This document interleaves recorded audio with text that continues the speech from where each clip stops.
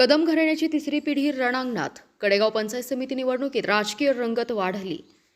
महाराष्ट्राच्या राजकारणात दीर्घकाळ प्रभाव राखणाऱ्या डॉ. पतंगरावजी कदम साहेब आणि त्यांचे बंधू आमदार मोहनरावजी कदम या कदम कुटुंबाची तिसरी पिढी आता थेट निवडणूक रिंगणात उतरली असून कडेगाव तालुक्याच्या राजकारणात मोठी खळबळ उडाली आहे. माजी मंत्री डॉ. पतंगराव कदम आणि माजी आमदार मोहनराव कदम यांच्या विचारांचा वारसा पुढे नेत डॉ. जितेश कदम आणि दिग्विजय कदम यांनी पंचायत समिती निवडणुकीत नशीब आजमावण्याचा निर्णय घेतलाय. डॉ. जितेश कदम यांनी कडेगाव पंचायत समितीच्या हिंगणगाव बुद्रुक गणातून तर दिग्विजय कदम यांनी चिंचणी गणातून उमेदवारी अर्ज दाखल केलेत.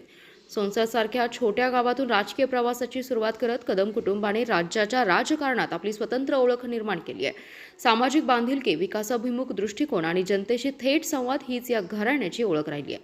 या परंपरेत आमदार डॉ. विश्वजित कदम यांनीही राजकारणासह समाजकारणात प्रभावी काम करत नेतृत्वाची नवी दिशा दिली आहे. आता त्याच प्रेरणेतून कदम कुटुंबाची तिसरी पिढी जबाबदारी स्वीकारत निवडणूक रिंगणात उतरली आहे. सोनीरा खोऱ्यातील चिंचणीगण हा कदम कुटुंबाचा बालेकिल्ला मानला जातो. त्यामुळे दिग्विजय कदम यांचा विजय जवळपास निश्चित असल्याची चर्चा राजकीय वर्तुळात सुरू आहे.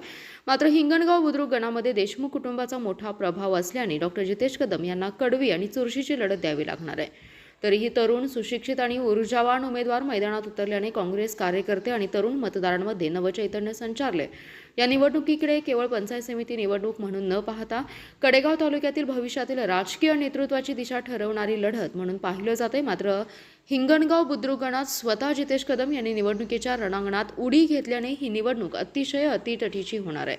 आपला जिल्हा, आपली power, power Marathi news network.